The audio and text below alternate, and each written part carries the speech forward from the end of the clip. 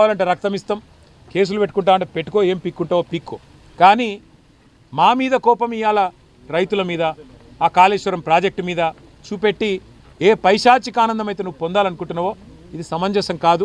ముఖ్యమంత్రిగా, కుటుంబ పెద్దగా ఇది పద్ధతి కాదు. ఇకనైనా బుద్ధి తెచ్చుకో, మాట మార్చుకో, మాట తీరు మార్చుకో. నీకంటే ఎక్కువ భాష మాకు వస్తుంది, నీకంటే ఎక్కువ గట్టిగా మాట్లాడే తెలివి మాకుంది, నీకంటే ఎక్కువ మరి నీ భాషలోనే సమాధానం చెప్పే సత్తా నాకుంది. కానీ ఈరోజు వేదిక అది కాదు, సందర్భం అది కాదు. ఇక్కడ నీళ్ళ పరిస్థితి చూస్తే, నీళ్లు లేక గోసపడుతున్న రైతులను చూస్తుంటే, మొన్ననే కమలాకర్ గారి నాయకత్వంలో ఇక్కడే ఆచంపల్లి దగ్గర అక్కడ పోయి ధర్నా చేసి, వంటవార్పు చేసి రైతులందరూ అయ్యా తొందరగా నీళ్లు నింపండి, మా 10-12 ఊర్లు ఎండిపోతున్నాయి, దయచేసి నీళ్ళు ఇవ్వండి అని చెప్పి మొత్తుకుంటా ఉన్నారు. ఇవన్నీ చూసిన తర్వాత అయినా నీ మనసు కరగకపోతే ఇవాళ ఎస్ఆర్ఎస్పి మొత్తం మరి ఖాళీ అయిపోయే పరిస్థితి. ఫ్లడ్ ఫ్లో కెనాల్లో కూడా నీళ్ళు లేవు, ఎక్కడ నీళ్ళు లేవు. మంచిగా బ్రహ్మాండంగా ఎస్ఆర్ఎస్పి నింపుకునే మార్గం ఉంది మనకి. నెక్స్ట్ 100 days, నెక్స్ట్ 100 రోజులు కన్నెపల్లి దగ్గర ప్రవాహం ఉంటుందని చెప్పి అధికారులు చెప్తా ఉన్నారు, ఇంజనీర్లు చెప్తా ఉన్నారు. చరిత్ర చూస్తే ఇప్పుడు జూలై నుంచి అక్టోబర్ దాకా 100 రోజులు బ్రహ్మాండంగా అక్కడ వరద ఉంది. 100 రోజులు మీరు కావాలంటే రోజుకు 3 TMCలు ఎత్తొచ్చు, లేదా మీకు ఇష్టం లేకపోతే 2 TMCలు ఎత్తొచ్చు. కావాలంటే 200 TMCలు లేదా 300 TMCలు. మొత్తం గోదావరి మీద ఆధారపడ్డ అన్ని రిజర్వాయర్లన్నీ కూడితే కూడా 418 TMCలు కంబైన్డ్ కెపాసిటీ ఎస్ఆర్ఎస్పితో కలిపి. ఆ 418 TMCలో ఇలా ఉన్నది 85-86 TMCలు మాత్రమే.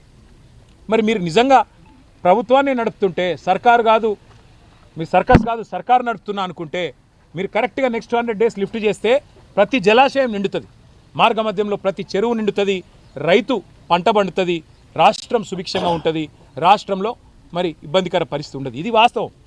నీకెంతసేపు కాళేశ్వరం కూలేశ్వరం అయిపోయింది అని ప్రాసలు, పంచి డైలాగులు, పిచ్చి పిచ్చి మాటలు ఇవాళ అన్ని నిక్షేపంగా ఉన్నాయి. ఒక నీ బుర్ర తప్ప అన్ని నిక్షేపంగా ఉన్నాయి. కాళేశ్వరం సిస్టంలో రిజర్వాయర్లు మంచిగానే ఉన్నాయి, కాళేశ్వరం సిస్టంలో బరాజులు మంచిగానే ఉన్నాయి, పంప్ హౌజులు మంచిగానే ఉన్నాయి, కెనాళ్ళు మంచిగానే ఉన్నాయి, మొత్తం మోటార్లు మంచిగానే ఉన్నాయి, సబ్ స్టేషన్లు మంచిగానే ఉన్నాయి, అన్ని చక్కగానే ఉన్నాయి. ఒక నీకు బుర్రనే చక్కగా పనిచేస్తలేదు. అనవసరంగా బేషజానికి పోయి పంపులు చాలు చేస్తే ఇన్ని రోజులు అన్ని మంచిగానే ఉన్నా, వీడు అబద్ధాలు చెప్పిండని ప్రజలు గుర్తుపడతారని చెప్పి నీ భయం. అది కూడా నీకు చెప్తున్నాం మేము.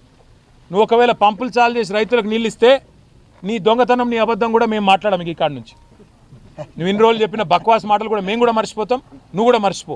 కానీ పంపులు చాలు చేయి, చాలు చేసి ఈ కరీంనగర్ కానీ, నిజామాబాద్ కానీ, నల్లగొండ కానీ, వరంగల్ కానీ, ఉమ్మడి జిల్లాలు వాటి మీద ఆధారపడ్డ లక్షలాది ఎకరాల పంట, లక్షలాది గొంతులు ఎండిపోయే పరిస్థితి, కరెంట్ ఉత్పత్తికి ప్రమాదం వచ్చే పరిస్థితి.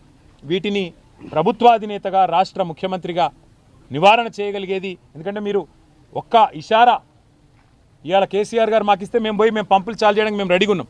కానీ కేసీఆర్ గారు పెద్ద మనిషి, వారు మాకు చెప్పింది ఒకటే, సంయమనం పాటించండి, ప్రభుత్వం ఏం చేస్తుందో చూద్దాం అని చెప్పి కేసీఆర్ గారు మమ్మల్ని సంయమనం పాటించమని చెప్తున్నారు. నిజంగానే మరి వాళ్ళ రైతులు కనుక అనుకుంటే, రైతులు కనుక మరలబడితే, రేవంత్ రెడ్డి నువ్వు ఆదర్శంగా తీసుకునే హిట్లర్.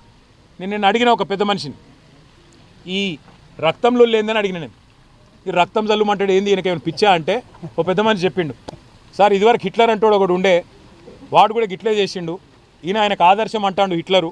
కాబట్టి ఆ లక్షణాలు అన్నీ వచ్చినట్టున్నాయి ఈయనకు. హిట్లర్ లక్షణాలు కొన్ని, తుగ్లక్